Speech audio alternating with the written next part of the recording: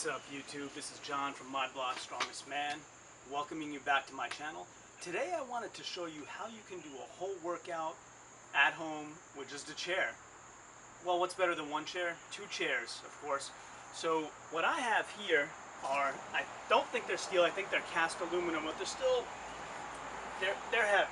So I'm going to show you how you can do an entire workout with just these one and then two chairs, so that there are no more excuses to not get off your couch at home and be more active. Use what's around you, be innovative, especially during these uncertain times, and just use what you have at your disposal to get that workout in. So let's get started. First of all, let's do some biceps. So we'll take one of the chairs and we'll just do some bicep curls. So let's try two hands first. We'll go for a set of 12.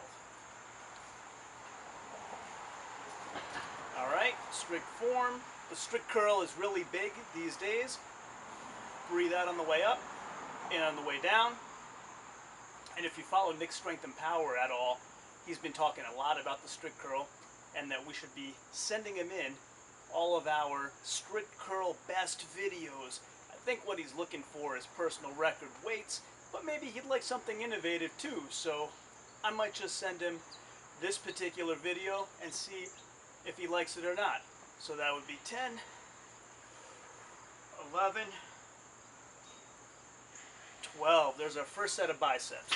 So we'll put that chair down. So why don't we go ahead and work on a different muscle group, give the biceps a rest, and then we'll give it another try with one hand and see how far we get. So triceps would be sort of your other exercise that you can do with your chairs. And I just took this from one of my patio sets, really. I didn't go buy anything special. So why don't I'll do it seated so that we can stay in the camera view, and we'll just sit in one and do tricep extensions with the other. So get a good grip. Don't bonk yourself on the head like I did. And then just slowly back. 1, 2, 3, 4, 5, 6, 7, 8, 9, 10, 11, 12. And that one was fairly challenging, so a good idea there. Another alternative exercise you can do with your triceps and your two chairs, now that I kind of have them in position, is you can do some dips. So use the one chair to support your feet, the other one, let's push it out a bit more, give yourself space in the middle, and make sure you have sturdy chairs that won't topple over while you're doing this. 3, 4, 5, 6, 7, 8, 9, 10, 11, 12. So believe it or not, for an average non-professional athlete, I'm starting to feel a burn already. This is a great workout. And of course, they're chairs. They're not dumbbells or barbells. You're not getting perfect form here, but it's better than sitting around doing nothing. So let's see. What else can we do with the chairs? Well, let's move one out of the way. And we can work chest. So we'll take the single chair and position ourselves in an inclined push-up position. So this is nice because the chair arms allow you to dip even further down than where they're positioned. So you can get some nice stretch in the upper back while you're doing these. And we'll go for 12 here too. 7,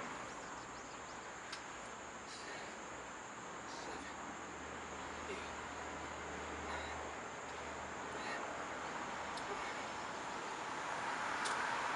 10. Alright, so we've done some biceps, some triceps, some chest, which also worked the upper back. Speaking of back, why don't we topple these over and see if we can do something interesting here.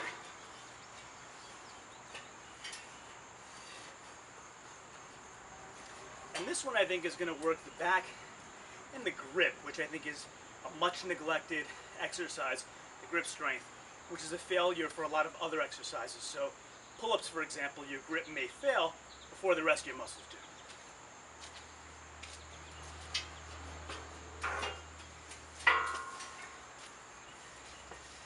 So what I'm going to do is position myself between the two chairs, and they kind of have holes in them so I can kind of get my fingers in there. And why don't we try to mimic a deadlift? All of you know that I'm a huge Eddie Hall fan. My favorite strongman of all time. Still has the official deadlift record as of this day, no matter what unofficial attempts you've heard about. He's the one who's done it in competition, and that's the one that counts in my mind and in any record book. So that being said, let's try a deadlift gripping chairs, so unique take on it.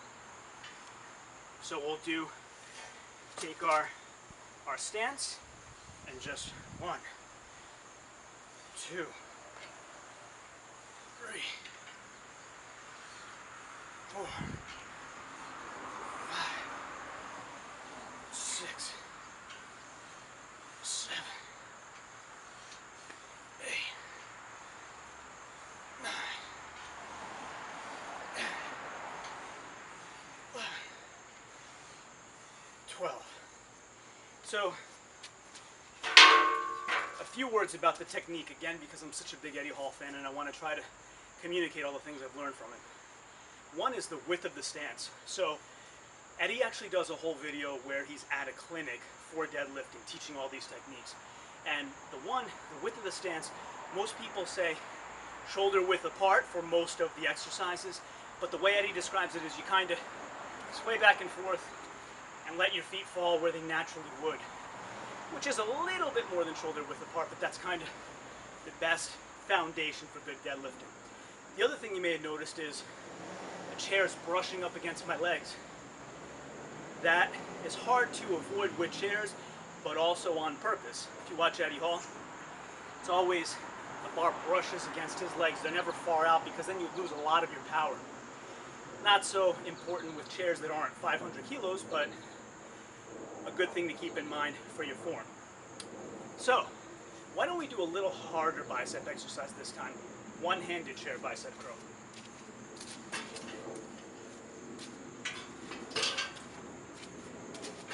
And so we'll go ahead and pick them up. And I want to see how the balance would be best. I think if I turn them around, we're better. So why don't we do that? That way, the way they tend to lean is into me and not away from me. So again, we'll do a set of 12. 2, 3, 4, 5. They are chairs. They are wide. I can't keep them directly in front of me, but I can try to be strict about not swaying my back. That should be 7, 8, 9, 10, 11, 12. Really killing those biceps today. So to summarize, we've done biceps in 2 different methods, triceps in 2 different methods, a little bit of chest, shoulders and upper back, and back to the bicep curls. So why don't we do a little bit more for the shoulders, because that happens to be one of my weak points. Growing up, I was an only child, so I bench pressed without a spotter. And that's really all I did.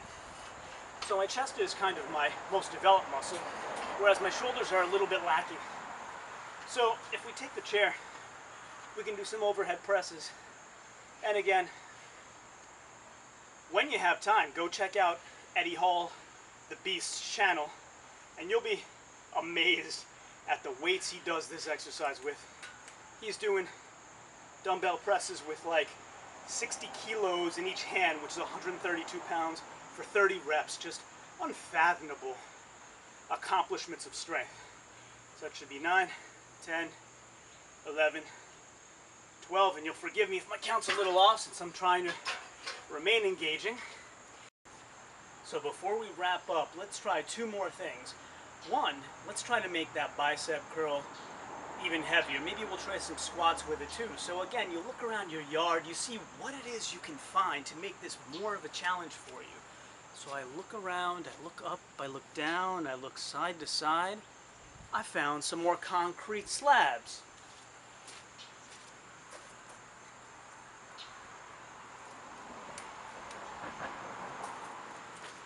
So this is actually a wall block cap.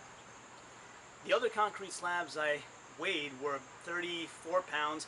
This feels heavier, but let's go with that. Let's say it's around 34, 35 pounds. And you can hear the clank of the weight touching the metal.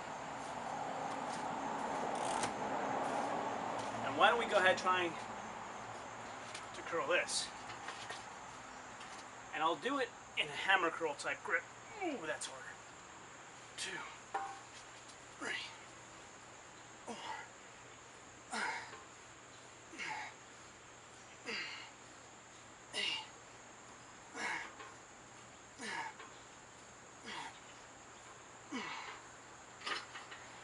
So that's one way to really get the burn. Get the forearms engaged, get the biceps engaged. I think hammer curl gets the brachialis as well, which is in between the biceps muscles. And it was hitting my lower back as well. So we can also do some squats. And what we can try to do is just kind of flip the chair up on top of you, right? Get kind of our squat position. You want to go down to where your knees make about a 90-degree angle or so, right?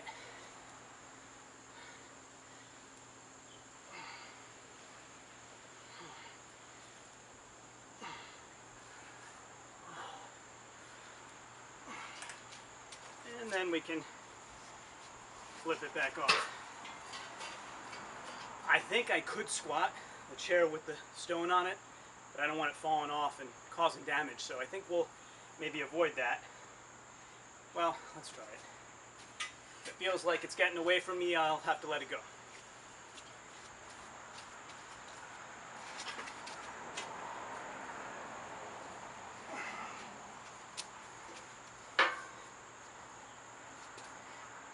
Oh yeah, this isn't hard. All right.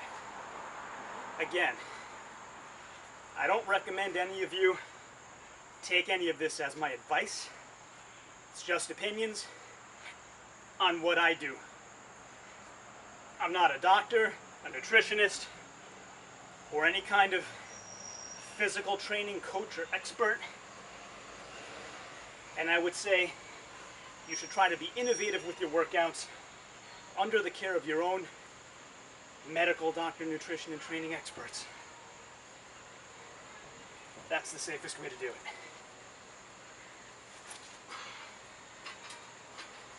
And again, very possible. So thanks again for joining me here at My Block Strongest Man. I really appreciate it. If you haven't done so yet, and you like what you're seeing, hit that subscribe button, like this video, and until next time, ciao, homie.